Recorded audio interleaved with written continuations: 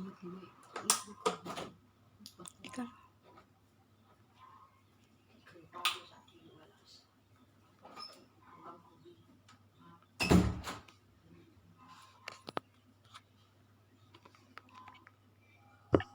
Waalaikumsalam. Gimana kabarnya, Dek? Sehat? Alhamdulillah baik. Nah, kalau siang banyak yang hadir nggak ya kira-kira? Nggak tahu. Mungkin lagi pada istirahat. Yes, kayaknya gitu ya. Kayaknya ini baru pertama kali kita siang ya. Biasanya kalau nggak sore malam ya. Kemarin pas sama Mbak Rini siang. Oh, siang ya. Iya, kayaknya Mbak juga nggak hadir ya waktu siang. Nggak hadir. Ya lumayan nih hawa-hawanya, mata sudah mau mulai meremlek. Hawanya kalau siang tuh bikin ngantuk.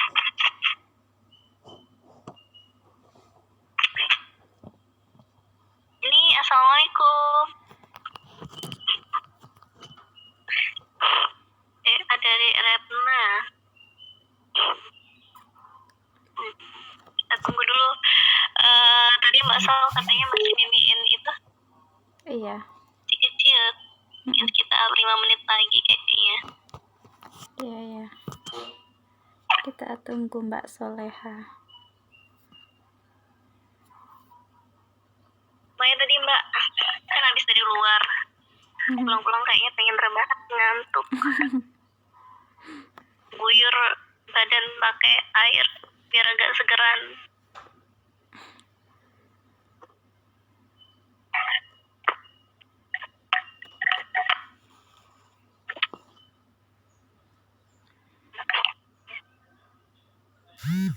Siang-siang biasanya ngapain, Dek? Apa? Siang-siang biasanya ngapain? Nggak ngapa-ngapain. Biasanya edit naskah aja. Oh, tetap aktif ya? Naskahnya teman-teman aja.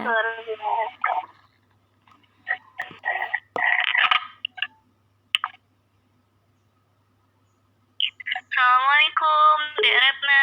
Ini gimana, apa manggilnya ini, Dek? Elva? Waalaikumsalam. Dek Retna dari Lampung ya?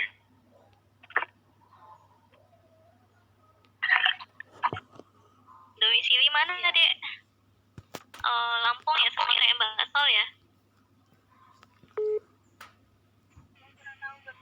Baru bergabung kali ini. Oh, dapat link dari Mbak Soleha atau dari teman-teman yang lain? Dari teman.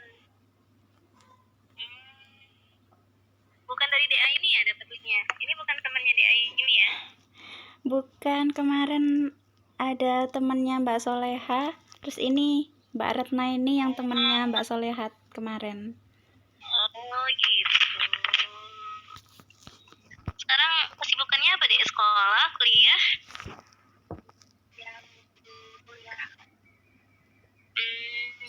Kuliah, Masya Allah. Semester berapa? Semester 5. Masuk semester 5. Alhamdulillah, berarti lagi sibuk ini ya, KKN ya? Belum ya? Lagi praktek belum. Jurusan apa, Dek, kemarin? Sekarang?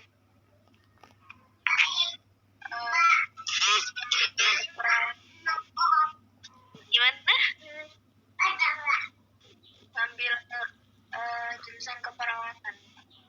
Oh, Masya Allah, keperawatan. Di Metro juga kuliahnya? Di mana? Ya, di Metro. Oh, satu kampus ya sama Mbak Soleha? Enggak, jadi mungkin temennya Mbak Soleha itu. Oh gitu. Yang kemarin siapa Jadi dapat namanya? temennya Mbak Febriana kalau nggak salah ya? Iya, Masya Allah. Berarti sekarang kuliahnya online ya, lewat HP ya? Ya, online kan.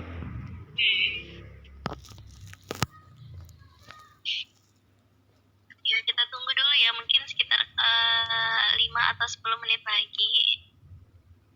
Sambil Mbak memperkenalkan diri barangkali ya.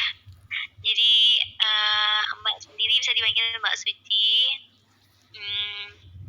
Jadi acara ini diselenggarakan oleh grup temen nulis namanya. Temen nulis ini sebenarnya fokusnya ya belajar nulis dan ngomongin hal-hal tentang dunia kepenulisan gitu. Tapi kok tiba-tiba ngomongin hal yang lain. Ngomongin soal tema-tema hijrah atau topik-topik yang lain gitu ya. Nah juga beberapa minggu yang lalu topiknya tentang pernikahan ya dia. Iya. Ya apapun insya Allah bisa dibahas, bisa dipelajari sama-sama, teman-teman bisa saling sharing ilmunya gitu. Yang itu juga nanti di satu sisi bisa jadi bahan untuk menulis gitu. Jadi sama-sama untuk menambah wawasan, terutama wawasan keislaman ya gitu. Sama-sama menambah pemahaman dan sebagainya, seperti itu sih Dek. Jadi biasanya kita agendanya seperti ini tuh setiap pekan, setiap weekend lebih tepatnya. Setiap weekend itu nanti tergantung teman-temannya ngisi, biasanya di hari Sabtu atau di hari Ahad gitu, dan waktunya fleksibel sih, jamnya bisa pagi, siang, sore, atau bahkan malam gitu. Cuman sejauh ini kebanyakan sore dan malam gitu. Berapa kali aja sih kita waktunya siang-siang begini. Kalau di Metro itu waktu Indonesia Barat atau Tengah ya? Waktu Indonesia Barat, Kak. Oh, Barat ya. Kita tunggu yang lain dulu ya.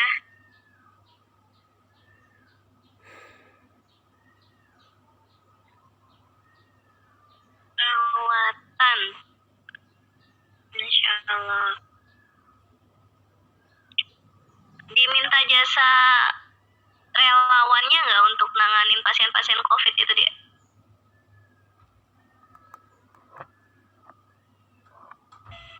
Mana itu? Belum ya. Kalau di Lombok, bahkan domisilinya di Lombok ya, itu kan tenaga medisnya kurang, sedangkan jumlah pasien semakin hari itu membludak. Jadi banyak banget dicari tenaga-tenaga relawan dari teman-teman kedokteran, terutama teman-teman mahasiswa sih.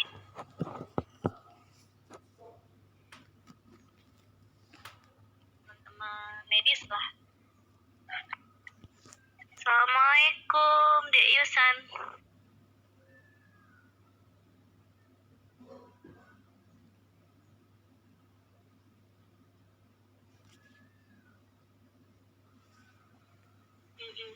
Ya mungkin sembari nunggu Mbak Solehah ya, kita buka aja dulu ya, nggak apa-apa? Iya. Ya, auzubillahiminasyaitonirrajim. Bismillahirrahmanirrahim. Assalamualaikum warahmatullahi wabarakatuh. Waalaikumsalam warahmatullahi wabarakatuh.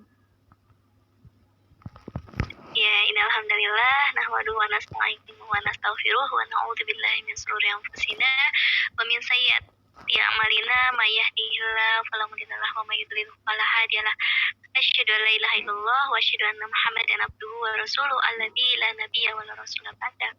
Alhamdulillahirabbil alamin, segala puji bagi Allah yang mengumpulkan kita dalam keadaan sehat walafiat insyaallah ya, yang mengumpulkan kita di forum yang insyaallah mulia, di majelis ilmu yang penuh kebarokahan ya, senantiasa mengangkat niat-niat kita untuk bertakarub ya Allah, senantiasa untuk saling menguatkan, motivasi di jalan kebaikan ya.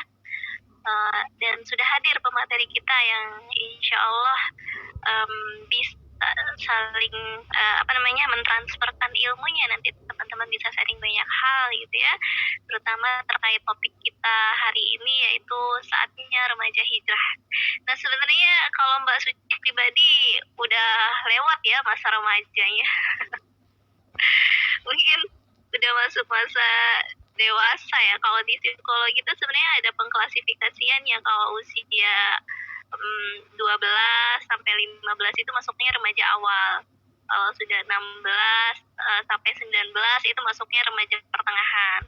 20 ke atas ya sampai 22 lah itu udah masuk remaja akhir atau udah masuk dewasa awal gitu. Nah, kalau di sini usia-usianya kayaknya sudah masuk usia-usia dewasa deh ya, dewasa awal gitu ya. Kalau remaja itu biasanya anak-anak SMP, anak-anak SMA gitu ya. Tapi insya Allah semangatnya tetap masih meremaja. Insya Allah semangatnya untuk menuntut ilmu, thalabul ilmi juga nggak kalah jauh ya dengan pemuda-pemuda yang di masa Rasulullah yang semangatnya untuk belajar, semangatnya untuk kemudian menuju ke arah yang lebih baik juga semata-mata untuk Allah lillahi ta'ala ya. Nggak beda jauh ya dengan visi misinya teman nulis dibentuk juga untuk meraih ridho Allah ya, untuk mengumpulkan pahala sebanyak-banyaknya di jalan kebaikan. Nah, semoga nanti dari materi hari ini, dari tema yang kita bincangkan hari ini, banyak hal yang bisa kita dapatkan yang kemudian mungkin bisa kita tuliskan ya dalam bentuk tulisan yang kemudian bisa memotivasi banyak orang untuk hijrah, insya Allah. Nah, kita sapa dulu ya Umma Almir atau Waalaikumsalam warahmatullahi wabarakatuh. Gimana kabarnya, Dek? Alhamdulillah, luar biasa sekali, Mbak. Masya Allah, alhamdulillah. Gimana dedeknya? Udah aman? Udah tidur, udah dijagain abiknya. Oh, Masya Allah, alhamdulillah. Ya, jadi ini pengantin muda. Iya. Mbak Solehah Suwandi ya, penulis buku Jodoh Terbaiknya. Alhamdulillah sudah ketemu dengan jodohnya dan sudah dikaruniai 2 putra yang insya Allah solih, ganteng-ganteng, yang kemudian insya Allah akan selalu menjadi penyejuk mata untuk Abidul Uminya. Dan teman-teman di sini insya Allah kedepannya segera dipertemukan dengan jodoh terbaiknya ya. Amin ya robbal alamin. Ya, kita langsung mulai saja mungkin ya. Mungkin dari Mbak Solehah mau menyapa dulu teman-teman yang ada di sini. Boleh? Apa dulu? Assalamualaikum teman-teman semuanya. Waalaikumsalam warahmatullahi wabarakatuh. Ini luar biasa sekali. Kita dipertemukan dalam satu forum ya. Padahal ada yang di ujung Sumatera, ada yang di ujung Mbak Suci kan paling jauh ya. Iya kayaknya ya dia. Kita dipertemukan di dalam satu forum yang luar biasa, dan di sini kita diberikan kesempatan untuk bisa belajar menyampaikan, belajar menulis. Ini luar biasa sekali forum teman nulis ini. Mudah-mudahan bisa melahirkan generasi yang sukses dunia akhirat. Amin. Iya, alhamdulillah. Iya, mungkin Mbak Suci ya kali yang paling jauh ya. Kalau timur iya mungkin Mbak Suci yang paling timur. Kalau yang barat mungkin dia Solehah sendiri mungkin justru yang paling barat. Ada baratnya Lampung apa, Dek? Lampung Barat. Kalau saya di selatan ya, Mbak. Oh ya, Dek Maya Asni itu mana ya? Balikpapan apa mana, Dek? Medan. Apa ya? Dia ini yang Medan. Oh, iya ya. Medan tuh barat apa timur sih? Barat ya? Utara. Utara ya?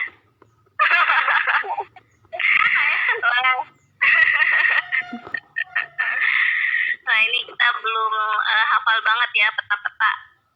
Iya, insya Allah dimanapun jaraknya nggak mengurangi semangat kita ya dalam menuntut ilmu walaupun jarak jauh. tidak tatap muka, tidak hadir di dalam ruangan yang sama, di lingkaran yang sama, insya Allah tidak mengurangi semangat kita dalam berbagi kebaikan. Insya Allah tetap ada peluang amal jariah yang kemudian menjadi tabungan investasi kita di akhirat kelak. Amin ya rabbal alamin.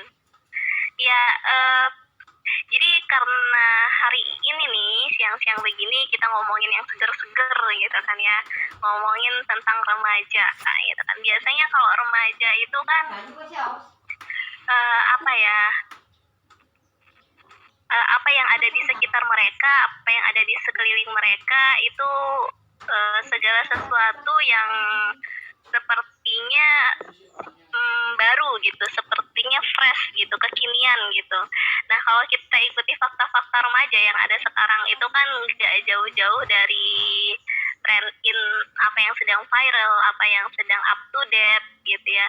Yang kemudian kalau Mbak pribadi tuh melihatnya remaja sekarang seperti cenderung mengikuti arus gitu, let it flow gitu, mengikuti aliran air gitu ya. Jadi seperti tidak punya tujuan atau muara akan kemana akhirnya atau endingnya, seperti itu. Contoh misalkan apa yang sedang viral sekarang itu virus-virus keuangan. Virus-virus apa ya, tontonan-tontonan yang barangkali itu banyak dibumbui dengan romansa-romansa percintaan dan sebagainya gitu ya. Dan kemudian mulailah merebak apa namanya ya, mungkin kalau disebut virus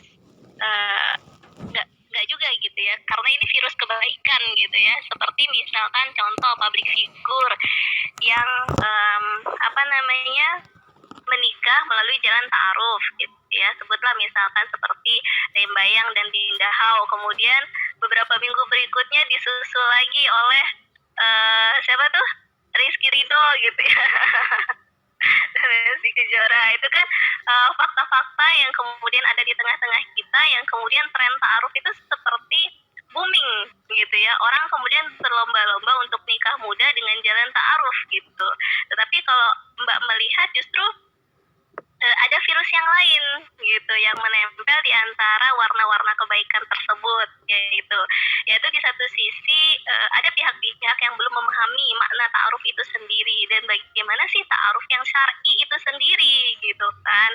Nah kemudian ada fakta yang lain di luar daripada itu, tren hijrah gitu ya, tren hijrah yang kemudian banyak juga apa namanya booming di antara para pekerja seni, artis-artis gitu ya, yang alhamdulillah ini menjadi satu gelombang kebaikan sebetulnya begitu ya. Tetapi ada juga pihak-pihak yang justru salah memaknai tren hijrah ini gitu. Kemudian hijrah mungkin dalam konsepan mereka membaluti diri dengan menutup aurat sekedarnya gitu ya, tanpa memahami pakaian penutup aurat secara syar'i seperti apa gitu ya. Tapi kemudian di sisi lain masih melakukan aktivitas-aktivitas yang di luar ketentuan gitu, ketentuan syara dan sebagainya gitu, di luar aturan Islam lah, seperti itu. Nah kemudian ada lagi fakta-fakta yang lain, seperti misalkan kalau kemarin itu yang viral film Cinta Anak SMP ya kalau nggak salah, dari jendela SMP.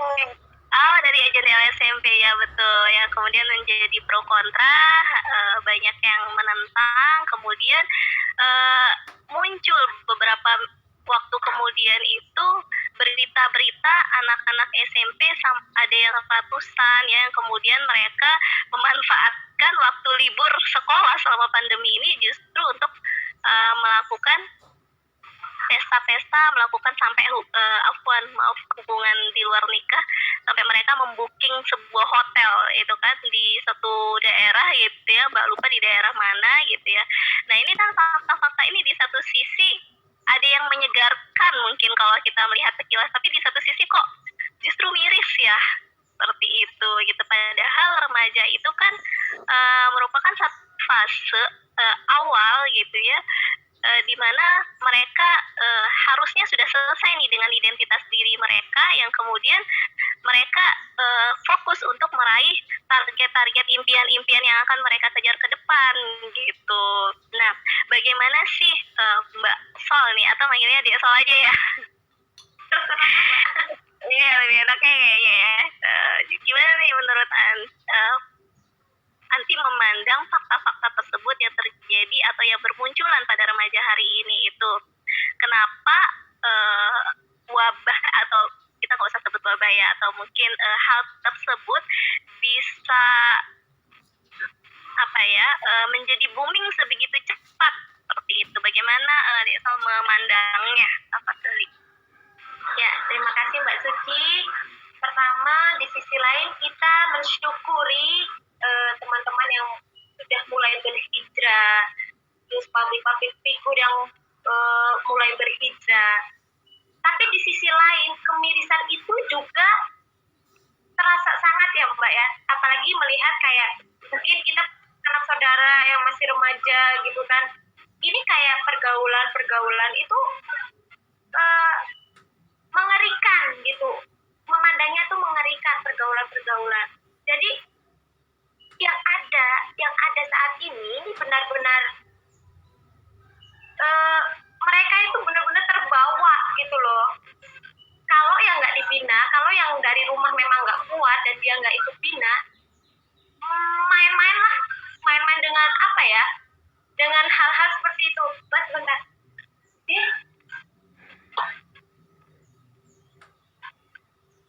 Maaf ya Mbak, suara TV-nya kedengar keras ya. Saya jadi ngomongnya juga nggak jadi fokus. Jadi pertama, rasa miris itu pasti ada ya Mbak. Rasa miris itu pasti ada. Yang kedua, sedih.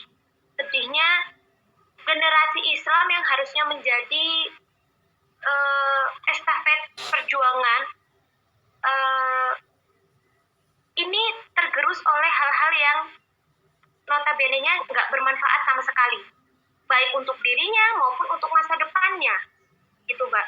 Dan kayak seperti challenge kalau remaja-remaja saat ini ya Mbak ya, kalau saya pribadi ngelihat yang joget-joget kayak gitu-gitu, itu kan miris sekali, dan rasa malunya itu entah kemana gitu ya. Dan ini penyebabnya adalah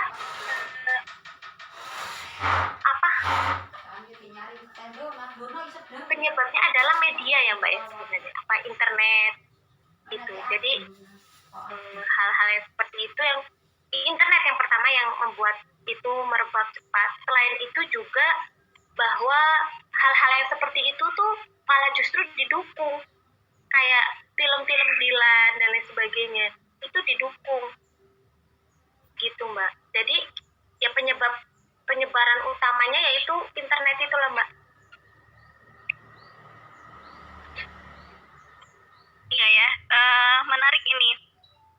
Memang media itu menjadi semacam corong yang mana masyarakat hari ini cepat sekali berubah dari media gitu. Dari informasi-informasi media itu semua orang seakan-akan cepat sekali terpengaruh begitu ya, terwarnai begitu. Bahkan kalau kita sendiri pun yang mungkin merasa sudah hijrah gitu ya, kadang-kadang terbawa juga gitu dengan segala sesuatu yang viral kalau nggak pintar-pintar untuk memanage diri gitu ya. Nah, artinya media itu memang penting ya, dan di sini posisi teman nulis artinya punya peranan yang sangat positif begitu kan, untuk memberikan warna yang baru gitu ya, warna-warna tulisan-tulisan yang membawa atau mengajak semakin banyak orang menuju kebaikan gitu ya, untuk kemudian menutupi media-media yang memberikan warna-warna keburukan seperti itu tadi. Nah, kemudian kalau kita melihat gitu ya kemirisan yang ada di tengah-tengah remaja hari ini gitu ya, fakta-fakta yang mungkin tidak bisa kita bendung gitu ya. Menurut Desa nih, berarti kan para pemuda ini dia punya kiblat sendiri gitu ya. Semisal tadi lagi booming nih TikTok yang joget-joget, mereka ngikut gitu. Kemudian misalkan lagi booming tayangan-tayangan TV K-popers K-pop gitu ya. Ya mereka ngikut gitu ya, besok ada apa lagi ganti mereka ngikut gitu. Jadi seolah-olah membebeknya itu nggak jelas tuh arahnya gitu. Nah sebenarnya kita terutama remaja atau pemuda hari ini tuh perlu nggak sih punya arah atau tujuan yang jelas gitu. Mana sih jalan yang sebenarnya tuh muara yang harus kita tuju tuh kemana sih kayak gitu. Gimana menurut itu? Ya. Jadi mereka itu memang kiblatnya sekarang yang lagi booming di TV maupun di internet itu kiblatnya tuh barat ya Mbak. Yang mana barat itu mengagungkan kebebasan. Jadi ya apalagi masa remaja ya Mbak, paling suka yang bebas-bebas. Jadi pendukung banget tuh yang sana memang mengagungkan kebebasan. Kita yang orang timur di sini senang-senang saja, apalagi tidak ada kontrol. Dari yang paling utama adalah dari negara yang mengontrol. Lalu sebenarnya apa sih arah apa yang seharusnya remaja itu tuju, ya kan? Ini adalah bahwa kita harus mencontoh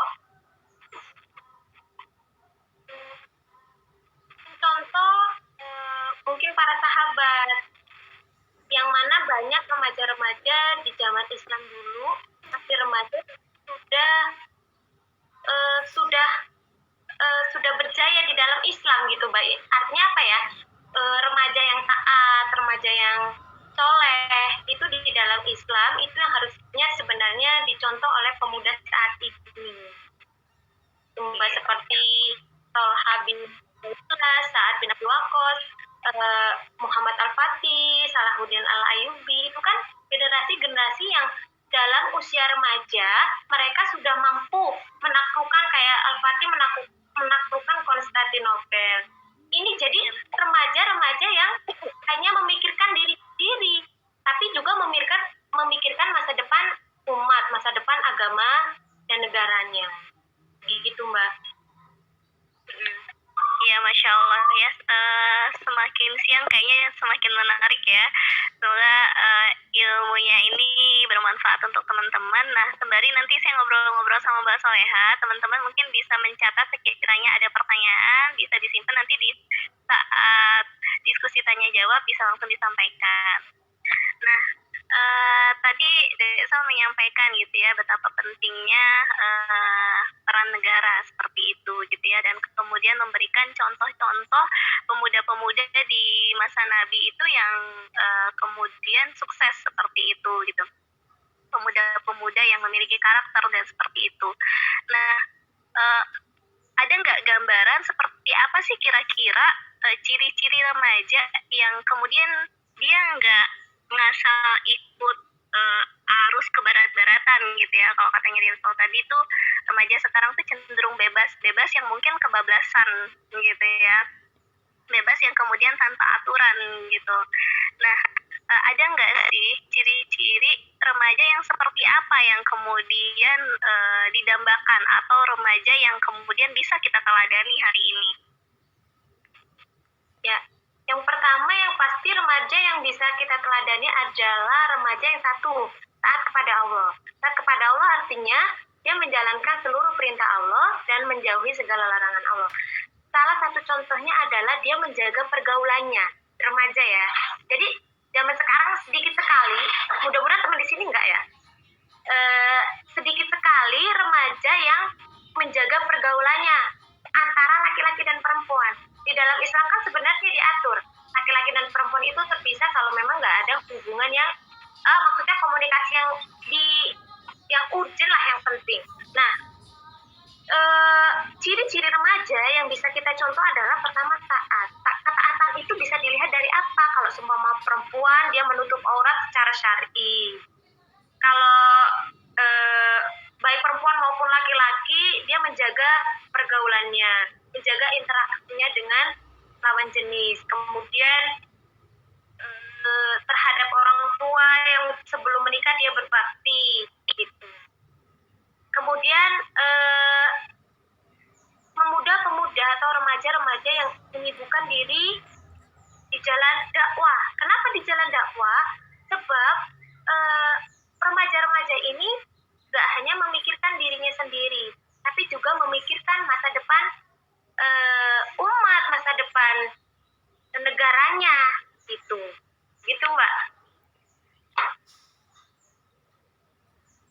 Iya, Masya Allah sekali ya. Artinya kita sudah dapat nih poin-poinnya remaja yang kemudian dia mungkin merdeka yang hakiki gitu ya. Sesungguhnya yang senantiasa dia menjaga pergaulan gitu, itu mungkin hal-hal yang terkecil yang kemudian dia tahu nih kapan sih batasan-batasan untuk berkomunikasi dengan non-mahram atau dengan lawan jenisnya.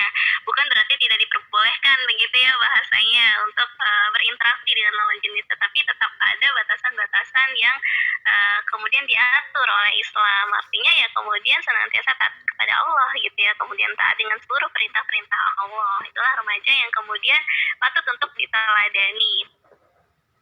Nah, untuk menjadi remaja yang diteladani, gitu, artinya kan kita harus merubah pola kebiasaan kita, pola ketaatan kita yang mungkin tadi ketaatan kita masih berada pada titik 10%, mungkin kemudian kita up menjadi 50%, kemudian ya alhamdulillah kalau misalkan mencapai titik 90% dan seterusnya gitu ya. Artinya kemudian kita harus mengupgrade diri, mengupgrade kepribadian, mengupgrade pemikiran dan sebagainya untuk kemudian memulai titik perubahan itu begitu kan, agar semakin menjadi remaja yang diteladani tadi dengan versi yang kemudian Mbak Soleh sudah sampaikan.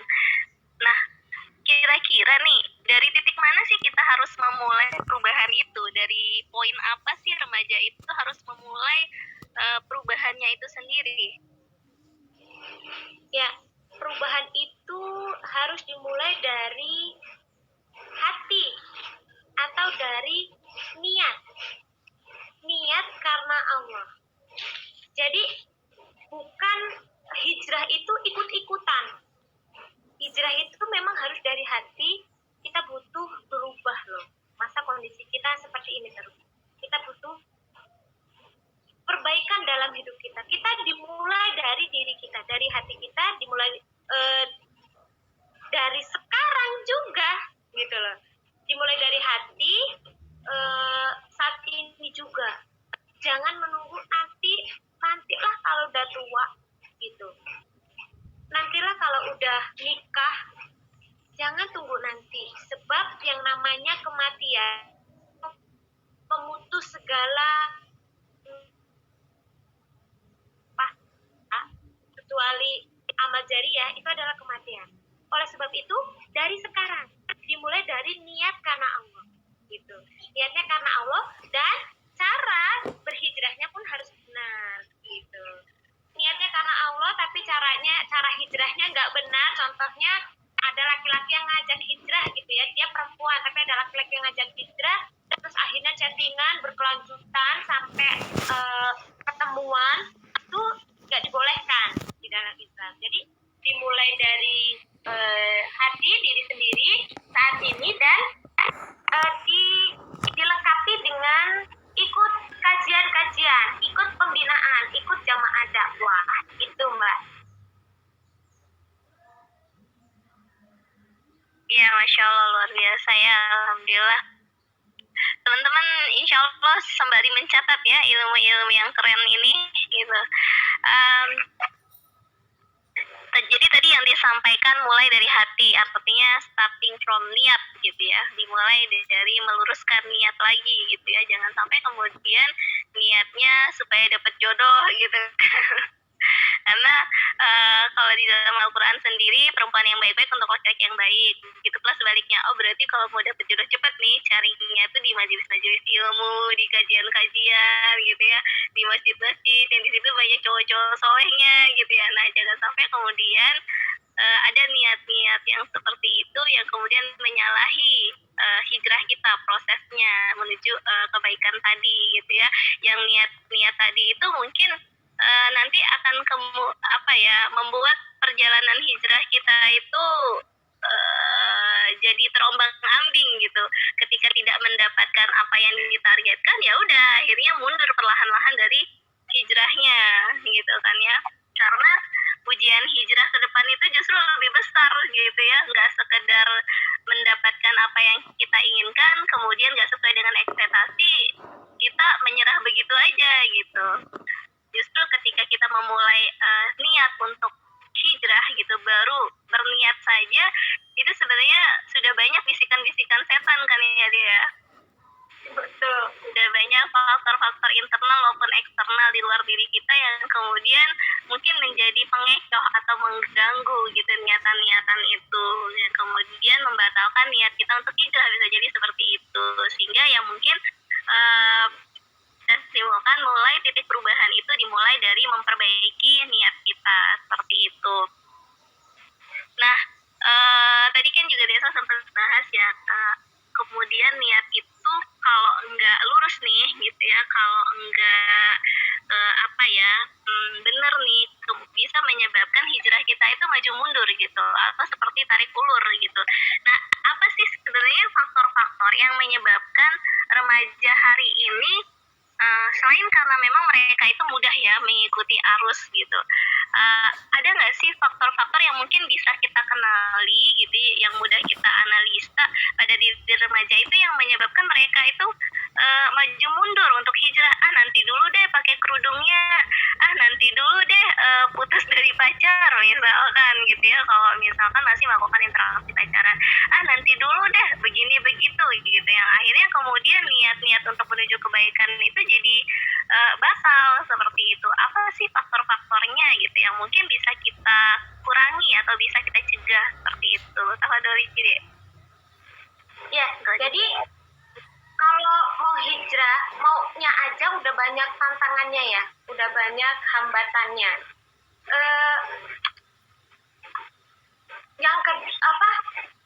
Selanjutnya yang menyebabkan maju mundur dalam hijrah itu salah satunya niatnya kurang banteng. Kalau bahasa kita banteng apa ya? Niatnya kurang kuat. Terus niatnya bukan karena Allah. Lalu yang ketiga adalah dia sendirian. Hijrahnya sendirian, nggak ikut di dalam komunitas gitu. Jadi kalau kita lalai, kalau kita lagi futur, kalau kita sendirian itu nggak ada yang mengingatkan. Makanya penting sekali sebuah komunitas, sebuah harokah yang di dalamnya membina kita. Artinya apa? Supaya ketika kita mau mundur, mau udahlah capek loh dicibir terus gitu. Kalau kita di dalam jamaah dakwah, maka akan ada yang mengingatkan. Beda kalau dia sendiri, udahlah itu aja pakaiannya gitu, ikutan aja lah. Gitu. Jadi intinya yang menyebabkan maju mundur itu pertama niatnya kurang banteng atau kurang kuat, dan kedua bukan semata-mata karena Allah. Yang ketiga tidak di dalam jamaah dakwah. Kenapa jamaah dakwah? Karena jamaah dakwah adalah gerakannya terus maju. Itu terus maju untuk mencerdaskan umat. Ketika kita ikut jamaah dakwah, kita akan dibina, kemudian kita akan menyampaikan kepada orang lain. Dari menyampaikan itulah kita akan sebenarnya menguatkan diri sendiri. Kalau begini, kalau kita berpikiran saya belum pantas untuk dakwah karena saya tuh masih kotor. Nah, saya belum pantas dakwah karena saya masih kotor. Lalu pertanyaannya, kapan kita bersih dari dosa sebagai manusia? Kalau kita mau dakwah atau mau ikut di dalam jamaah dakwah dan kita nunggu bersih nggak tanpa dosa, itu alamat sampai mati pun kita nggak akan bisa dakwah gitu ya Mbak ya. Padahal sebenarnya ketika kita dakwah menyampaikan kepada orang lain, kita sedang menasehati diri sendiri. Itu sebagai kontrol. Oh ya, aku udah nyuruh dia untuk hijrah, kok aku malah mundur sih? Jadi dengan kita menyampaikan kepada orang lain, dengan kita dakwah kepada orang lain, maka itu yang akan menguatkan kita juga. Itu Mbak. Ya, Masya Allah ya, Alhamdulillah luar biasa sekali. Jadi ada 3 poin tadi ya yang menjadi faktor kenapa sih remaja hari ini atau bahkan kita juga gitu ya, hijrahnya itu masih maju mundur. Yang pertama tadi niatnya mungkin yang kurang kuat, berarti niatnya harus dikuatkan lagi gitu ya, semata-mata untuk meraih ridho Allah. Dan hijrah itu ya bukan karena untuk mendapatkan penilaian penilaian manusia gitu ya. Artinya ketika misalkan ada yang mengatakan kenapa sih pakaiannya kayak gitu, kayak ibu-ibu dan sebagainya, jangan kemudian melunturkan semangat hijrah kita gitu ya. Ya udahlah, yang namanya hijrah itu yang biasa-biasa aja, jangan yang gimana-gimana gitu ya. Ya bukan berarti kita itu tidak memperhatikan pandangan manusia, tetapi yang lebih penting adalah memperhatikan pandangan Allah gitu ya. Dan yang kedua yaitu hijrah itu nggak bisa sendirian. Karena kalau katanya Ustadz Felix gitu ya, biasanya maksiat itu ya justru dilakukan ketika sendirian. Kalau misalkan orang yang pacaran gitu ya, pacarannya di tempat yang sepi-sepi, di tempat yang gelap, di tempat yang remang-remang gitu ya. Nggak ada tuh orang yang pacaran kemudian di tempat yang rame, atau kemudian di tempat yang banyak orang gitu ya, yang bisa jadi justru membuat dia malu gitu. Artinya pada hakikatnya setiap orang tuh punya naluri, punya rasa malu ketika dia bermaksiat gitu. Nah, biasanya ketika sendiri itu orang mudah bermaksiat, tapi ketika ada temannya, ketika ada yang senantiasa mengingatkan, orang jadi segan untuk bermaksiat karena ada yang selalu menjadi alarm begitu deh ya, ada yang selalu menjadi reminder atau pengingat. Nah, sehingga kita memang butuh suatu wadah atau suatu komunitas gitu ya, suatu perkumpulan yang memang membina kita untuk senantiasa taat, untuk senantiasa kemudian menjadikan kita itu istiqomah di dalam hijrah kita, seperti itu. Makanya ya teman-teman, nggak bisa tuh kalau sudah berniat mau hijrah kemudian merasa bisa kok saya tuh tanpa teman, bisa kok saya itu menjadi lebih baik sendirian. Nggak bisa seperti itu. Toh Rasulullah aja gitu ya, yang kemudian sudah dijanjikan surga gitu ya, yang kemudian terbebas dari dosa, tetap membutuhkan sahabat ya, tetap membutuhkan sosok seorang teman gitu, tetap membutuhkan partner gitu. Sehingga ya lahir gitu ya komunitas teman hijrah, teman nulis gitu ya, dan teman-teman yang lainnya. Insya Allah semoga teman-teman dipertemukan dengan teman-teman hijrahnya yang kemudian mengarahkan kepada hal-hal yang baik, yang kemudian bisa menjadi teman sehidup juga teman sesurga. Amin ya rabbal alamin. Nah, kemudian mungkin ada yang bertanya gitu, kalau generasi milenial itu kan biasanya mereka itu cenderung berbicara tentang untung dan rugi nih gitu. Emang ada nggak sih keuntungan kita? Emang ada nggak sih profit yang kita dapatkan setelah kita hijrah itu? Atau justru kita hanya akan mendapatkan banyak kerugian gitu? Nah, kira-kira apa sih keuntungan atau jaminan yang bisa didapatkan teman-teman ketika hijrah itu deh? Monggo dijawab. Ya, jadi kalau saya pribadi ketika saya dulu memutuskan untuk hijrah, keuntungannya pertama yang saya rasakan, mungkin secara materi kita tidak beruntung ya. Secara materi mungkin itu nanti gitu loh. Ada, secara materi juga ada. Contohnya gini, yang pertama setelah memutuskan untuk hijrah itu hati tenang. Hati itu tenang. Yang kedua adalah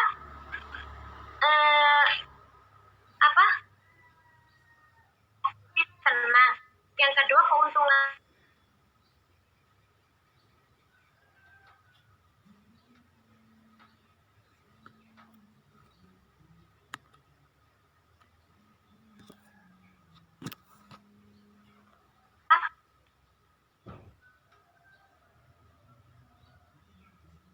Ya, sepertinya ada gangguan jaringan ya.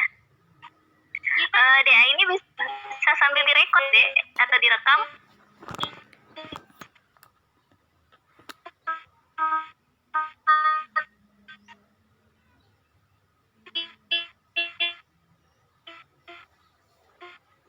Ya, mohon maaf ya teman-teman, sepertinya ada kendala teknis. Tapi suara saya terdengar sama yang lain? Jelas Mbak, terdengar jelas. Bisa direcord deh kira-kira? Ini Kayaknya sedang Mbak Soleha dicoba. keluar deh barusan. Sedang dicoba ini. Keluar sendiri dia kayaknya. Gangguan ini masuk lagi. Masih ada. Iya, bisa dimaklumi. Ya, baik.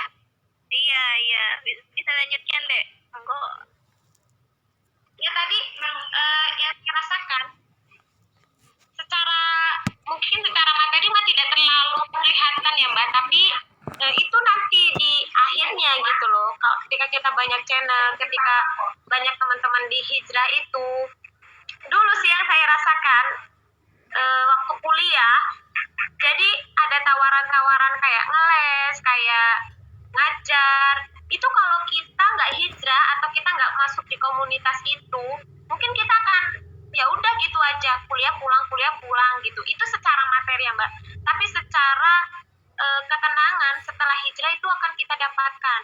Mungkin cibiran-cibiran, apa hina-hinaan itu akan kita dapatkan, tapi itu bukan menjadi suatu kelemahan, melainkan menjadi suatu kekuatan bahwa inilah ujiannya ketika berada di jalan hijrah gitu. Ketika kita mau beralih dari yang buruk ke yang baik gitu lah. Ya, Masya Allah, luar biasa sekali ya. Jadi hijrah itu bukan berarti keuntungan yang kita dapatkan berupa materi gitu ya. Ya memang kita sedang melakukan perniagaan gitu kan. Ada ayatnya ya, dari dalilnya Mbak lupa ya. Ketika kita melakukan perniagaan dengan Allah itu surah apa ya? Malu agak lupa gitu. Dagangan yang kita transaksikan dengan Allah itu nanti akan dibayar dengan jaminan surga gitu. Sangat jauh berbeda ketika kita berniaga atau kita melakukan transaksi dengan manusia gitu ya. Paling keuntungan yang kita dapat kemudian bisa habis dalam beberapa waktu gitu ya. Tetapi kalau kemudian keuntungannya berupa surga gitu ya, itu keuntungan yang jaminannya mengekal gitu ya, yang kemudian jaminannya itu mengabadi dan tidak putusnya nikmat surga itu ya, Masya Allah.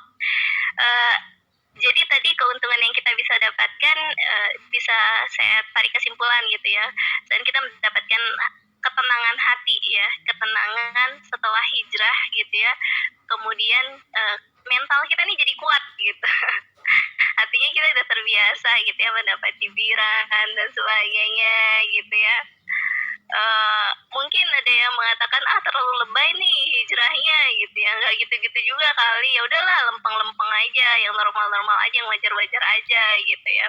Nah justru yang wajar itu yang sesuai dengan apa yang Allah gariskan, Allah teruskan seperti itu gitu ya. Artinya kita jadi kuat secara pemikiran, kita kuat dari segi perasaan, dan kita kuat dari segi melangkah ke depan seperti itu, tidak mudah goyah seperti itu mungkin ya. Nah justru jaminan atau profit keuntungan itulah yang mungkin tidak bisa, belum tentu kita dapatkan ketika kita tidak hijrah seperti itu. Banyaklah yang kemudian kayak misalkan kasus-kasus artis Korea bunuh diri gitu ya. Bunuh dirinya di hotel lagi gitu ya, di tempat yang mewah gitu ya, Masya Allah. Kemudian mereka meninggalkan pesan karena mereka tidak mendapatkan ketenangan batin. Nah justru ketenangan batin itulah yang kemudian kita dapatkan ketika kita hijrah gitu ya. Banyak orang yang kemudian dia bergelimang harta, dia bergelimang materi, kemudian gelarnya seabrek gitu ya, semua kenikmatan duniawi itu sudah berada di genggaman tangannya gitu. Artinya dalam bahasa kasarnya itu, apalagi sih yang mau dicari gitu kan, semua udah dia punya nih gitu, tapi kok dia masih stres ya, kok dia masih depresi ya, kok dia masih terganggu ya mentalnya gitu. Artinya kan memang kenikmatan yang puncak gitu ya adalah kenikmatan ketika kita itu berada dekat dengan Allah, ketika kita itu senantiasa taat dengan Allah. Itulah ketenangan batin itu, seperti itu. Alhamdulillah ya.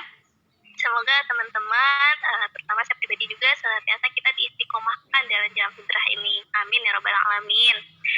Nah kemudian mungkin sebelum kita lanjut nih Dek, kita kasih kesempatan dulu kayaknya ya buat teman-teman, sekiranya mungkin dari tadi nih ada yang mengganjal mungkin di benaknya, di pikirannya, ada yang ingin ditanyakan atau ada yang ingin disaringkan. Monggo, kira-kira ada yang mau bertanya? Boleh dinyalakan audionya. Dari Mbak Aini mungkin ada Dek yang ingin disampaikan.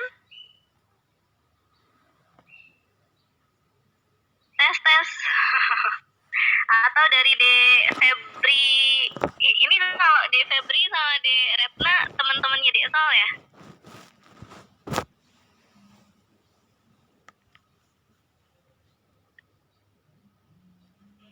Iya Mbak. Oh iya. Banyak yang dari Metro kayaknya. Yaitu Dek Febri, Nurul.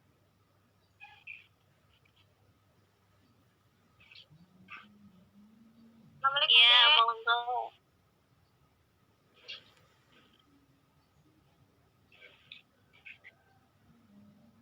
Monggo, boleh dinyalakan audionya. Siapa yang mau bertanya? Ya ini mungkin ya, Mbak Aini. Sebelum kita lanjutkan nih, kita insya Allah sampai 2:30. Kalau di sini 2:30 berarti masih ada waktu setengah jam lebih insya Allah. Atau sepertinya belum ada ya. Kita lanjutkan aja dulu kayaknya, Dek. Mungkin teman-teman masih malu-malu kali ya. Oke. Tadi setelah kita kemudian mengetahui nih keuntungan yang kita dapatkan yang Masya Allah luar biasa ya, berharganya ketenangan batin, kemudian kenikmatan di dalam hijrah itu, kemudian biasanya nih setelah kita hijrah itu sering banget deh kita futur gitu ya.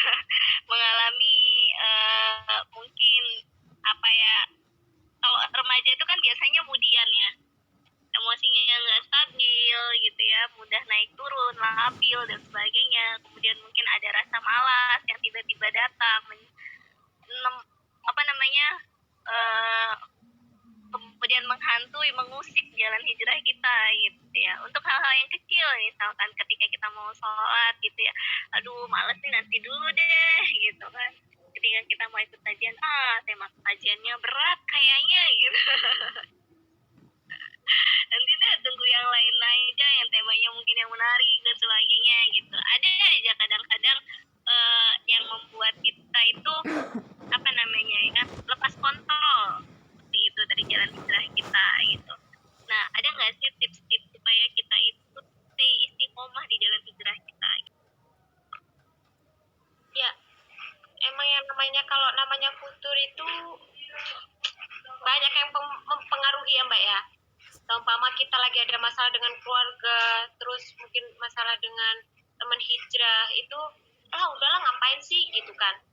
Tapi kita ingat lagi bahwa kehidupan kita di dunia itu sementara. Nah, ini yang harus diingat paling utama. Jadi sebenarnya satu aja sih Mbak, kalau saya pribadi, untuk mengontrol itu semua kita ingat kematian. Itu yang paling utama. Karena sebenarnya yang begitu dekat dengan kita itu ya kematian. Kita nggak tahu kan 5 menit yang akan datang kita masih hidup atau enggak. Jadi kontrol yang paling utama itu kematian. Saya pernah mendengar kata-kata mutiara atau apa gitu ya, cambuklah dirimu dengan mengingat kematian gitu. Jadi ibaratnya harus dicambuk gitu loh Mbak, dengan mengingat kematian. Supaya apa? Supaya ngerem gitu loh. Kalau kita mau berbuat maksiat, kalau kita mau udahlah di sini aja, nyerah aja lah. Itu kita ingat lagi kematian, bahwa sebenarnya kita di dunia ini cuma sebentar gitu loh. Sebentar, dan di akhirat nanti itu akan selamanya. Dan sesuatu yang kita kerjakan di dunia ini akan dimintai pertanggungjawaban nanti. Jadi ingat lagi itu. Toh hidup kita di dunia ini nggak lama kok gitu loh. Nggak lama, nggak sebentar. Bahkan hingga detik ini kita duduk di sini, kita nggak kerasa umur kita yang mungkin udah 25 tahun, 20 tahun. Kerasa nggak dari bayi sampai sekarang itu? Lamanya kerasa nggak? Kan nggak kerasa. Nggak kerasa sama sekali. Makanya harus kita ingat kenikmatan atau kesulitan di dunia pun sebetulnya sebentar sekali gitu loh. Jadi ya itu harus kita ingat lagi bahwa ya sudahlah, ini sebentar kok gitu. Dan kematian itu sangat dekat dengan kita. Kita tidak ada yang tahu kapan dan di mana. Oleh sebab itu kita harus berusaha untuk istiqomah, untuk selalu melakukan sesuatu di jalan Allah. Gitu, Mbak. Masya Allah ya, alhamdulillah. Jadi semakin membara ya, insya Allah semangat kita untuk istiqomah di jalan hijrah. Jadi benar ya, bahkan ada quotes ya atau semacam petuah gitu yang mengatakan bahwa nasihat terbaik itu adalah kematian, gitu ya. Jadi sebenarnya kalau ada salah satu tips gitu ya dari salah satu ulama itu, kalau misalkan kita sedang futur atau kita sedang merasa malas untuk dekat sama Allah dan sebagainya gitu, coba deh kita itu datang ke kuburan gitu ya, atau datang ke pemakaman gitu ya, atau misalkan mengunjungi orang-orang yang sedang di rumah sakit gitu ya dalam keadaan lemah gitu ya. Bagaimana ketika misalkan kondisi kita yang ada di sana gitu ya, kita yang kemudian berbaring di antara mereka, kita yang kemudian sudah tidak bernyawa, yang kemudian sudah tidak punya kesempatan dan peluang lagi gitu ya untuk beramal solih gitu ya, yang kemudian sudah habis nih peluang kita gitu ya, kita sudah nggak punya waktu lagi gitu ya, sudah tidak bisa mengulang lagi kesempatan di dunia gitu ya. Jadi bener banget, kematian itu adalah cambukan yang paling yang paling baik gitu ya, untuk kemudian menghilangkan lagi rasa-rasa malas atau rasa-rasa mood yang mungkin bermunculan emosi-emosi negatif dan sebagainya ketika kita hijrah gitu ya. Karena setelah kehidupan ini ada kematian, yang mana kelak setiap orang akan dimintai pertanggungjawaban atas amalan-amalannya selama di dunia gitu ya. Dan pertanggungjawaban itu nggak bisa diwakilkan oleh yang lain gitu, kecuali oleh diri kita sendiri, seperti itu. Dan ada juga dalil yang di surah apa ya, nanti coba teman-teman cari di Al-Quran gitu ya. Allah berfirman di dalam ayat tersebut, Allah mengatakan, sekalipun kamu bersembunyi di balik benteng yang kokoh, sesungguhnya kematian itu pasti akan menemui kamu gitu. Jadi ya namanya kematian itu ya benar-benar dekat gitu ya. Kalau dia tadi menggambarkan ya, mungkin kita nggak tahu, mungkin setelah kita keluar dari Zoom ini barangkali kita dalam keadaan sudah tidak bernyawa. Banyak orang-orang yang kemudian dia segar bugar ya, dia kemudian dalam keadaan sehat walafiat gitu ya, istilahnya nggak ada nih gejala-gejala medis yang kemungkinan membuat dia itu wafat seketika. Tapi kalau sudah mau kehendaknya Allah, jam itu, hari itu, tanggal itu dia sudah harus kembali kepada yang punya, ya sudah, kita nggak bisa melakukan apa-apa lagi ya, karena yang namanya kematian itu nggak bisa dimajukan, bahkan nggak bisa dimundurkan sedetik pun gitu. Jadi mumpung kita masih ada kesempatan nih, masih ada waktu, masih diberikan peluang gitu ya, mungkin beberapa detik ke depan, beberapa menit ke depan, sisa-sisa waktu kita gitu ya, yang bahkan kita nggak tahu sisa waktu kita sampai seberapa lama, maka manfaatkanlah di jalan hijrah. Alhamdulillah. Nah mungkin ini pertanyaan sebelum menuju pertanyaan terakhir. Terus ada nggak sih cara tersendiri dari kita sendiri nih, dari kita terutama, untuk mewujudkan generasi remaja itu agar mereka fokus gitu di jalan hijrah? Tadi kan dia selalu mengatakan bahwa kita tuh butuh wadah gitu deh ya, kita butuh wadah jemaah dakwah itu untuk senantiasa membina diri kita, untuk senantiasa mengingatkan diri kita agar kita istiqomah.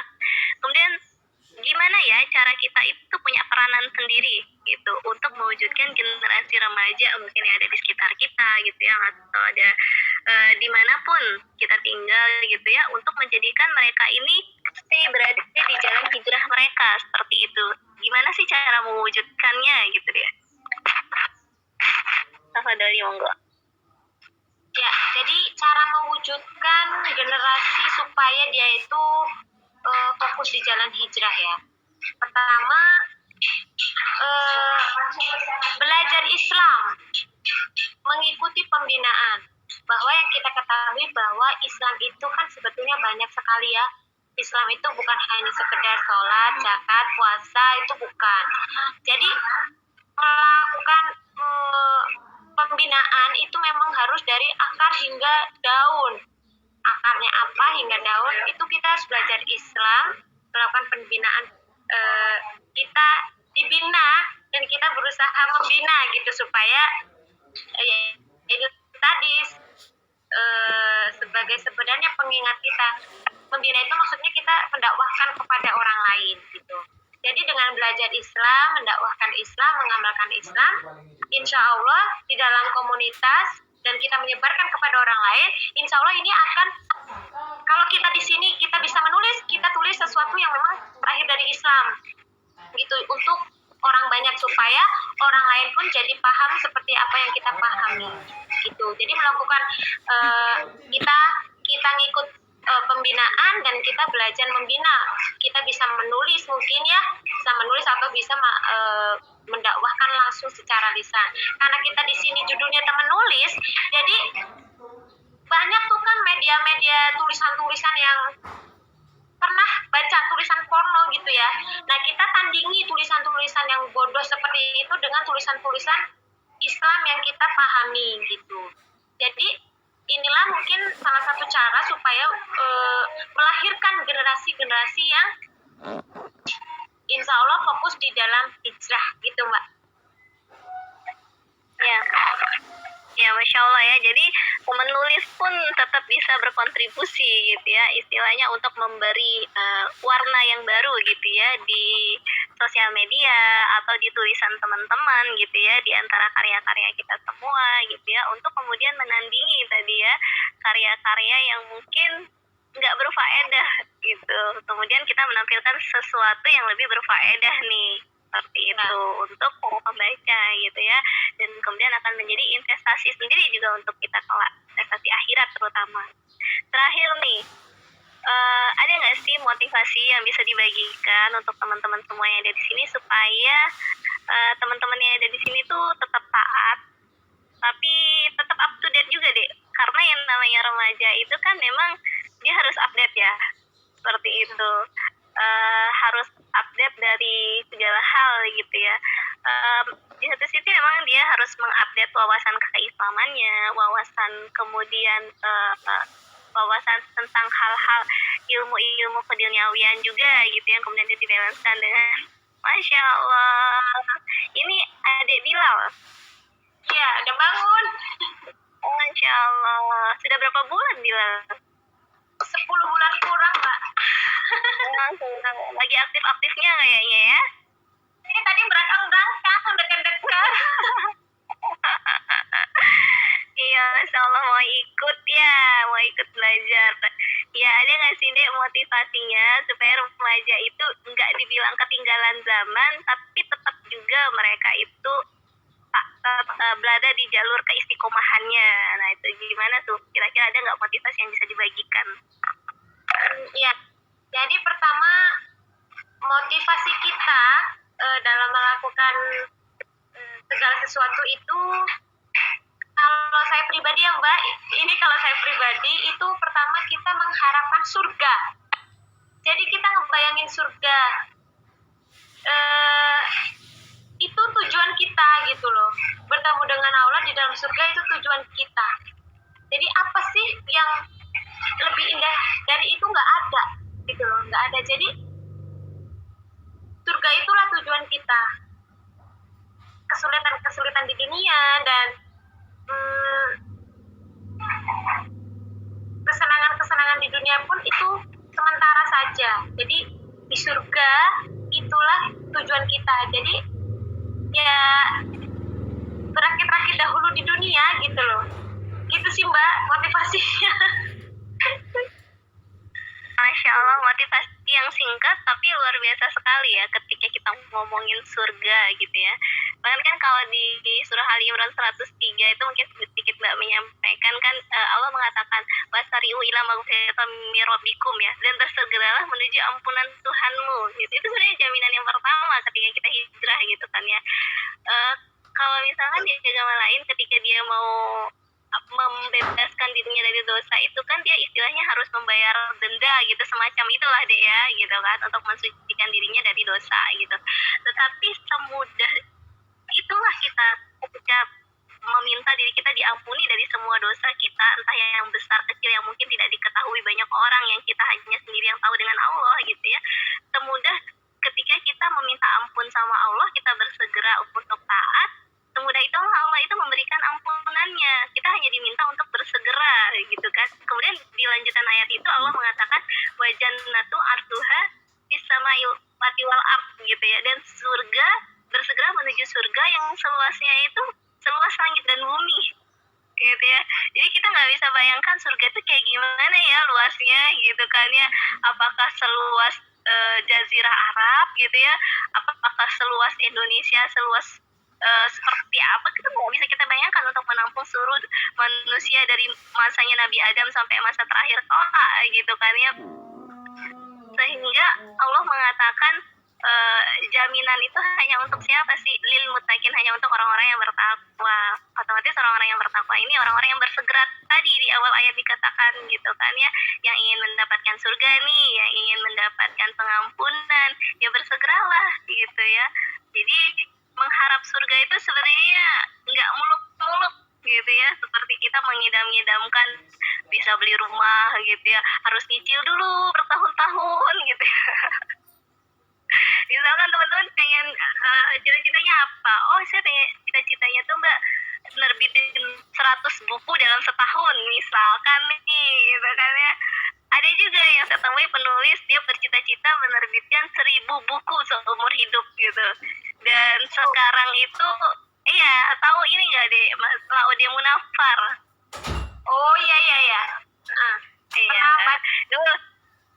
Dulu Mbak pernah ini sih, proyek sama beliau gitu, buku yang pertama itu Pasukan Berani Putus gitu.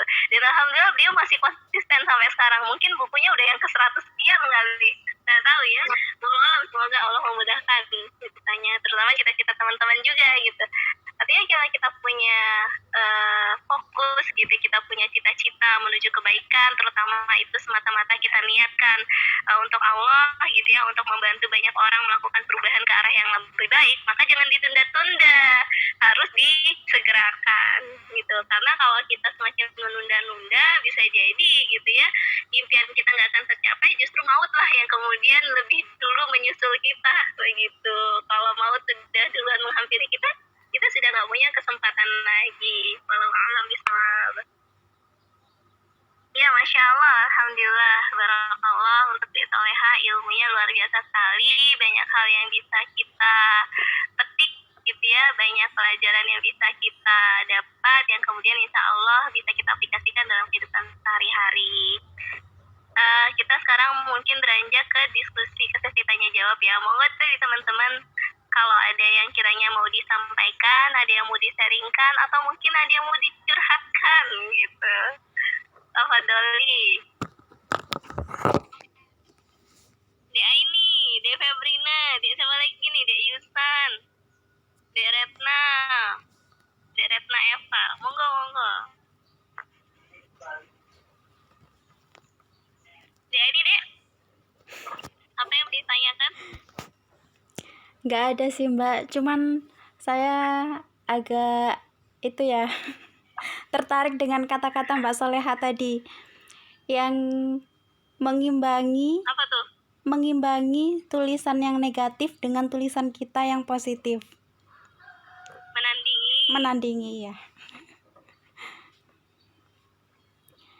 Itu Ya, jadi Masya Allah. motivasi banget itu Mbak, Ya, betul. soalnya Artinya kan banyak memang banget ketika kita banyak banget tulisan sekarang itu yang dari judulnya aja udah menuju pemikiran orang yang negatif gitu. iya. Itu betul. Ya, benar deh. Seperti yang mungkin Mbak sampaikan beberapa pekan yang lalu gitu ya. Banyak sekali tulisan-tulisan yang kemudian dia bergenre mungkin romans, tapi di tengah-tengahnya itu kemudian mengajak kita untuk berfantasi liar. Berhayal bebas gitu ya, dan itu mengerikan gitu. Iya benar. Apalagi kalau misalkan tulisan itu dibaca sama anak di bawah umur ya. Waduh. Iya, lebih mengerikan lagi itu Mbak. Kita nggak tahu lah efeknya kayak gimana. Dan itu Mbak, banyak banget, dan itu sangat berterbaran kalau kita mau searching ya.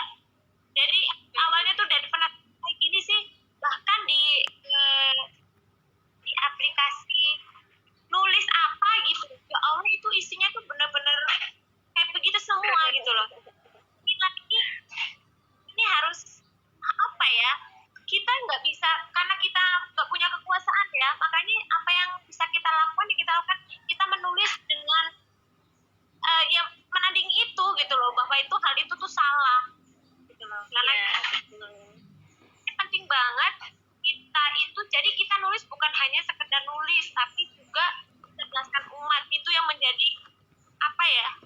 Jadi Jadi motivasi nilai tambah, poin plus.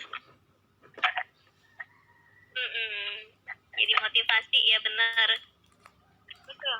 Ya, Masya Allah luar biasa sekali ya. Benar. Jadi apa ya? Justru itu menjadi nilai tambah kita sebagai seorang penulis. Di satu sisi kita punya passion dan punya potensi untuk itu gitu ya. Di sisi lain kita juga punya niatan yang mulia nih bahwa tulisan-tulisan kita ini kita arahkan untuk menandingi opini-opini negatif tadi gitu ya. Kalau misalkan anak-anak itu kan biasanya suka tuh tulisan atau buku-buku yang bergambar gitu ya. Nah, yang parah itu biasanya kayak komik-komik anak-anak tuh gitu. Komik itu kan biasanya ada gambar plus tulisan gitu ya, kayak komik-komik Shinchan gitu. Ya betul. Itu sebenarnya mau mengajarkan anak mungkin mengenal seks di usia dini gitu ya. Tapi kayaknya terlampau cepat sehingga kemudian dan kemudian di luar batasan sehingga kayaknya mengerikan gitu kalau komik-komik dan buku-buku semacam itu beredar di anak-anak gitu. Terutama remaja juga yang memang banyak akses mereka itu tabloid-tabloidnya tablet-tablet remaja gitu ya, kemudian akun-akun yang kemudian mungkin menerbitkan tulisan-tulisan yang sejenis itu juga, ya itu juga efeknya luar biasa nanti. Bukan hanya selesai pada saat kita membacanya, justru itu akan mempengaruhi pemikiran kita, mempengaruhi perasaan kita, dan mempengaruhi tingkah laku kita. Seperti itu, mempengaruhi pola sikap, mempengaruhi kebiasaan kita, besar sekali dampaknya gitu. Sehingga ya sangat penting sekali keberadaan teman-teman penulis di sini gitu ya, untuk menghadirkan tulisan-tulisan yang berfaedah gitu ya, yang mampu menjawab tantangan hari ini, insya Allah.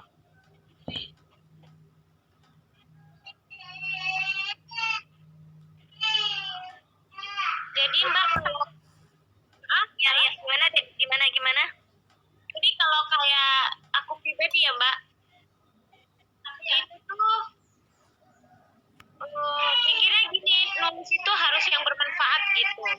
Karena nanti meninggal, mudah-mudahan yang membaca pun bisa melakukan kebaikan-kebaikan melalui tulisan kita. Benar sekali. Jadi tulisan jariah gitu ya. Iya, jadi tulisan jariah, betul. Kalau katanya Ustadz Abdul Somad itu, beliau kan mengibaratkannya itu dari foto. Kalau misalkan perempuan itu memajang foto-fotonya yang tidak menutup aurat di sosmed gitu ya, itu ketika dia sedang tidur, ketika dia sedang makan, dosanya itu terus mengalir gitu kan ya. Bukan hanya ada pahala jariah, tapi ada juga dosa jariah gitu kan ya. Nah, dia nggak tahu nih ketika dia sedang beribadah pun dosanya itu terus mengalir gitu. Semakin banyak orang yang menikmati, semakin banyak orang yang berdosa gitu ya, semakin banyak tabungan dosa yang dia pelihara gitu ya. Nah, begitu juga sebenarnya dengan tulisan gitu ya. Tulisan kita kalau kemudian mengajak orang kepada hal-hal yang kurang baik gitu ya, ketika kita sedang nulis pun, atau ketika kita sedang berkarya, atau ketika kita sedang rebah-rebahan pun, dosa kita tuh mengalir dari tulisan-tulisan itu begitu. Yang kemudian tulisan itu mungkin membawa orang kepada kemaksiatan gitu ya, membawa orang untuk berpikir hal yang tidak sepantasnya gitu ya. Nah, itu akan menambah dosa jariah justru dari tulisan-tulisan kita itu tadi. Sehingga bagaimana cara kita merubah nih gitu ya, merubahnya gitu ya, merubah arah pena kita, merubah arah tulisan kita itu dengan menghadirkan tulisan-tulisan yang positif, tulisan-tulisan yang bermanfaat dan yang mencerdaskan, insya Allah. Itu mungkin ya. Dari teman-teman yang lain mungkin kita kasih kesempatan nih. Di Febrina, di Retna, atau di Yustan. Monggo, ada yang mau ditanyakan, yang mau disampaikan, dicurhatkan, disaringkan, atau di apalah. Tafadholi, monggo.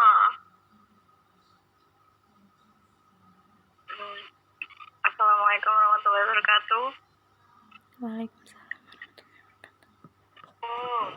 Masuk.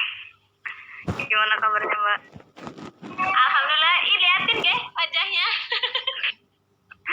Bentar.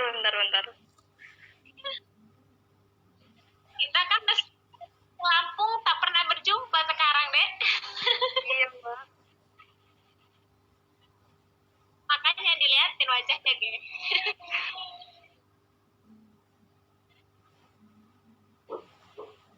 Nurul sehat. Alhamdulillah sehat, Mak. Kuliah Gimana? kuliahnya di rumah online. Ya online. Pusing, Mbak. Ada yang mau didiskusikan? Kan Ya, Mbak, aku mau tanya nih.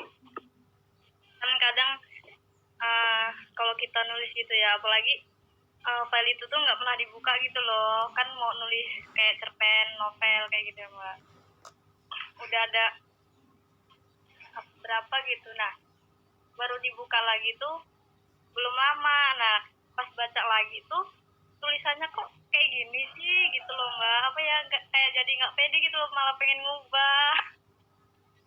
Itu gimana ya, Mbak? ya Mbak Suci mau jawab dulu yang pakarnya. Oh enggak deh, nanti aja yang jawab, enggak otak Doli.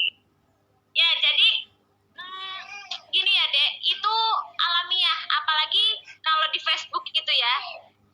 Kita berteman dengan penulis-penulis hebat, terus kita baca tulisan kita yang kelihatannya buruk gitu ya.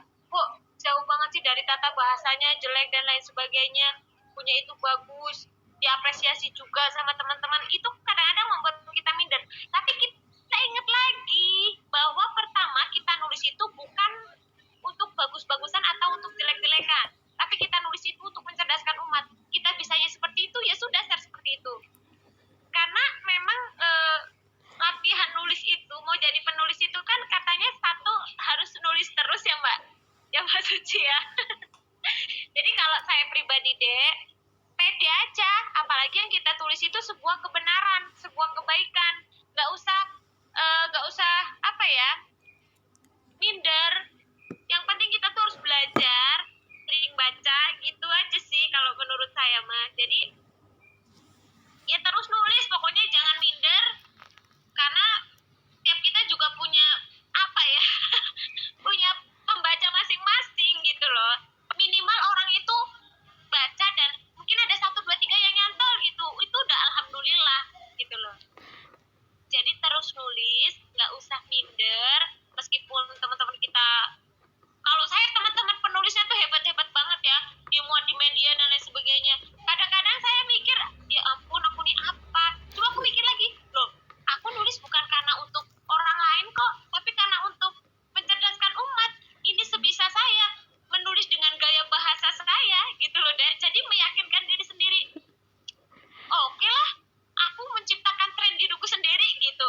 Jadi kalau kayak mungkin kalau saya pribadi kalau baca yang berat-berat itu apa ya, aduh, bacanya harus berulang-ulang karena mungkin otakku memang bukan yang cerdas yang sekali baca langsung bisa gitu ya. Jadi saya menulis itu menciptakan begini loh Dek, ibaratnya memenuhi kebutuhan orang-orang yang seperti saya. Jadi saya nulis novel ringan gitu loh, bukan novel yang berat-berat. Ya itu ya ide saya gitu loh Dek. Jadi menciptakan tren dalam dirimu, udah gitu aja, nggak usah ngikutin orang lain pun nggak apa-apa gitu loh. Kita punya ciri khas sendiri gitu. Silakan Mbak Susi tambahin yang sudah pakarnya. Sudah banyak sekali tuh, Masya Allah ilmunya yang dibagikan ya. Jadi benar ya kata Dek Sol tadi, sebenarnya aturan kepenulisan itu nggak baku sih Dek gitu. Kayak contoh nih, beberapa tahun lalu ejaan yang disempurnakan pada kata di dan tempat, di dan kata kerja itu masih antara digabungkan atau dipisah. Nah, beberapa tahun kemudian ejaan yang disempurnakan atau EYD-nya berubah lagi tuh aturannya gitu. Artinya memang nggak ada yang baku sih dalam aturan kepenulisan itu gitu. Dan kita memang harus punya ciri khas tersendiri, harus punya gaya bahasa kita sendiri gitu.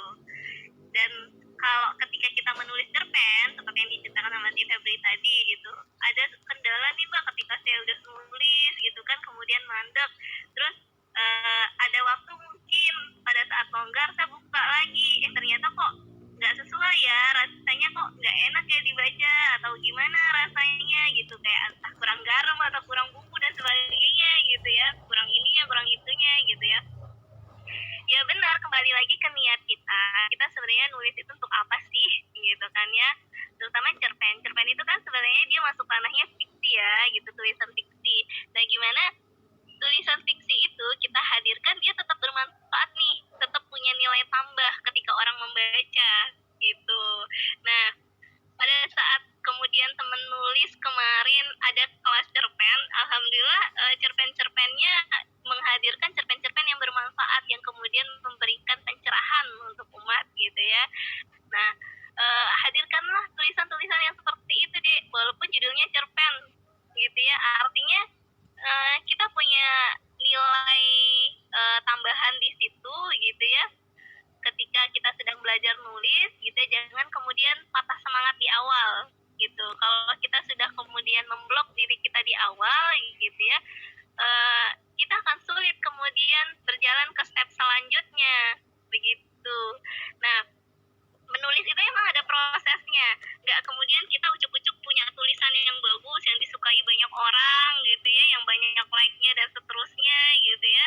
Semua orang itu pasti berawal dari titik nol dulu gitu, sampai kemudian dia mungkin punya jam terbang tersendiri yang kemudian dia terbiasa menulis gitu, istilahnya kerjaan yang ringan aja begitu, sekali duduk selesai begitu.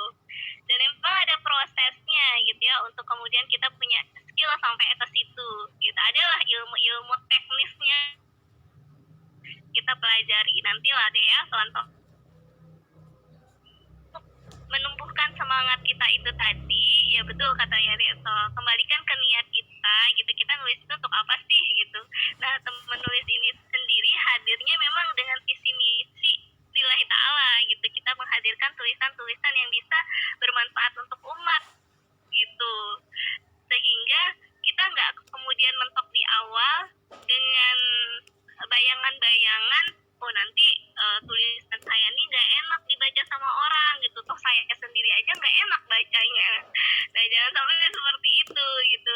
Belum tentu ketika kita baca nggak enak kemudian orang lain bacanya nggak enak, justru mungkin dia bisa dapat pelajaran dari tulisan kita itu begitu. Jadi jangan kemudian berasumsi-asumsi negatif di awal seperti itu.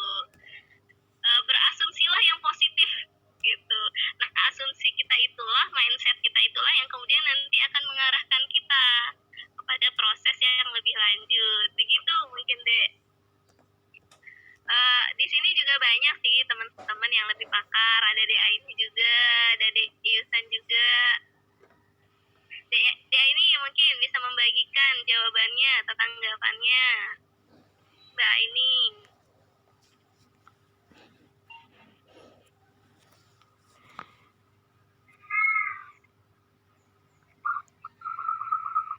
Halo. Yang disampaikan Mbak Soleha itu udah menarik banget ya. Jadilah gayamu sendiri gitu. Tapi menurutku itu emang bagus sih kalau file lama terus dibuka lagi seperti ada yang mau diperbaiki. Bisa jadi nanti jadi tulisan lain yang dengan tema yang sama dan lebih bagus lagi. Iya. Jadi kalau saya pribadi ya Mbak, kadang tulisan itu nggak selesai tapi saya simpan gitu. Kan nanti suatu saat kalau sama-sama ada ide yang sini nih pas nih gitu, jadi dibuka lagi. Jadi tulisan sedikit apapun, ide sedikit apapun, jangan dibuang, jangan dihapus, mending ditumpuk aja gitu loh. Suatu hari nanti ketika pemahaman kita bertambah atau pengalaman kita bertambah, itu Bisa akan berlanjut. bisa dibagi dengan sendirinya ya Mbak ya. Kan Iya. dulu kalau masih gadis dulu ya Mbak ya, kemana-mana tuh bawa buku kecil segini. Jadi tuh kalau kita lagi di mana gitu, itu ada ide apa ditulis gitu. Karena sekarang udah punya bayi 2 bulan, jadi nggak sempat gitu loh.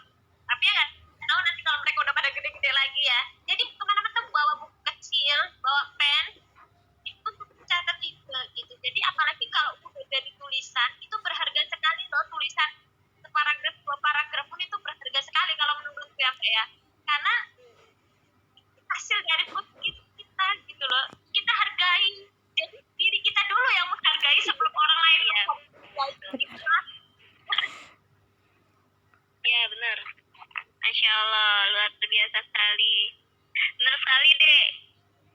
Dia ini juga pernah ya kayaknya cerita tentang itu ya, pernah nulis tentang pesantren, terus yang kemudian lama nggak di ini, terus kemudian ditulis lagi, itu pernah kayaknya dia.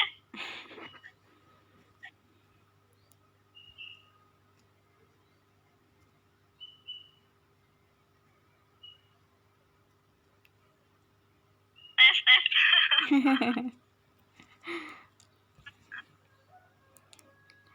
Aku jarang nulis sih, Mbak. Nulisnya separagraf, 2 paragraf.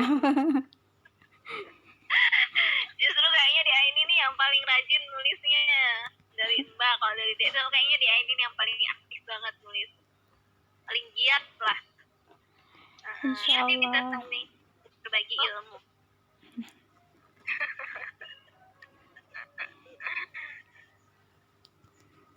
Iya, ya semoga teman-teman minimal seumur hidup itu punya lah satu karya yang itu bisa menjadi ladang amal ya untuk kehidupan kita kelak gitu ya.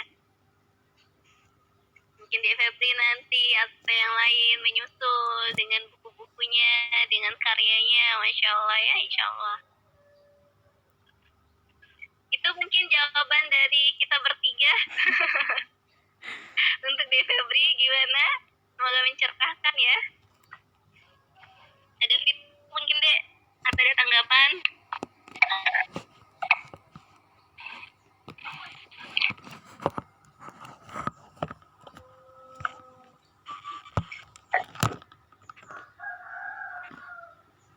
Atau cukup? Insya Allah udah cukup. Iya, semoga dimudahkan ya. Mungkin 1 atau 2 kesempatan lagi nih untuk Dek Yusan sama Dek Retna. Monggo, ada yang mau ditanyakan tentang topik kita hari ini atau tentang kepenulisan boleh. Atau misalkan mau sharing tentang di luar 2 topik itu juga boleh, tafadholi. Oh, tidak ada dari Dek Yusan, Insya Allah sudah sangat mencerahkan sekali ya Dek. Mungkin dari Dek Retna. Dari Dek Retna mungkin ada yang mau disaringkan.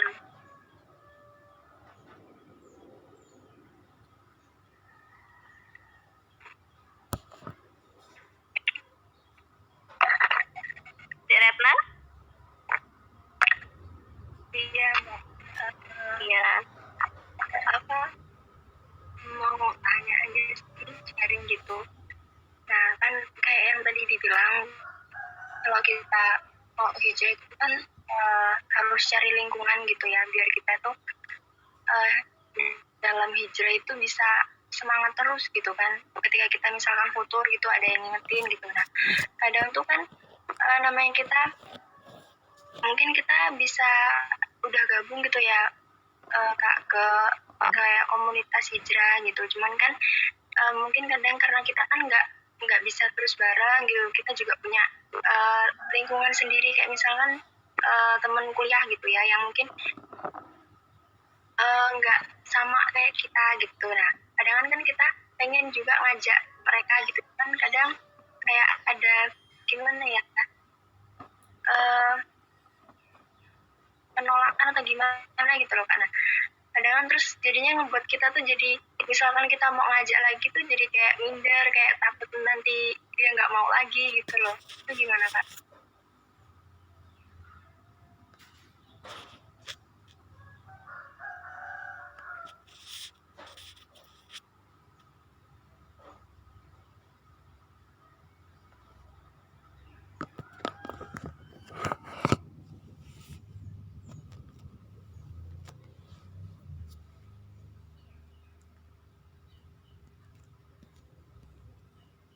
Kemungkinan besar itu terjadi karena memang pertama teman-teman mungkin itu belum paham dan masih senang dengan duniawi. Yang kedua mereka malas ribet gitu loh. Udahlah ya mas, gini-gini aja.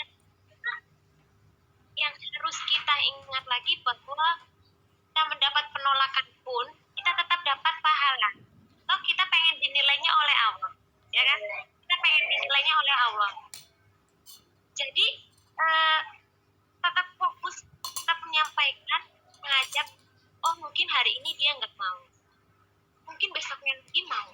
Jadi waktu kuliah dulu ada salah satu teman dari semester 1 udah diajak bareng gitu. Ya kali 2 kali berangkat, terus selanjutnya enggak. Bahkan sempat udah pernah kajian bareng tentang menutup aurat. Ada waktu PKL kok dia sendiri yang nggak nutup aurat. Itu kan kalau secara apa ya Mbak, secara hati dan secara perasaan ini terlukai sekali gitu loh. Padahal sebelumnya udah pernah kita ajak bareng